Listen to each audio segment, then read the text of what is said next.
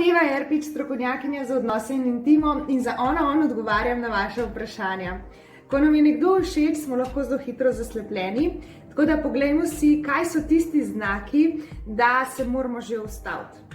Kadar se oseba želi z nami dobiti samo takrat, kadar njej odgovarja, se ni pripravljena nič prilagajati, je to samo lokacija zraven njenega doma, njene službe, se pravi nekje spotoma.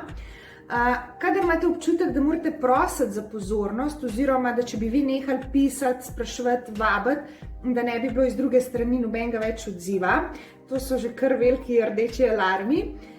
Ponavadi pa začnemo potem iskati še neke izgovore v smislu, verjetno je samo zato, ker je zanjo še prekmalu, ker se je ravno kar razšla, zato, ker je on pač zelo zaposlen, ker on res zelo veliko dela.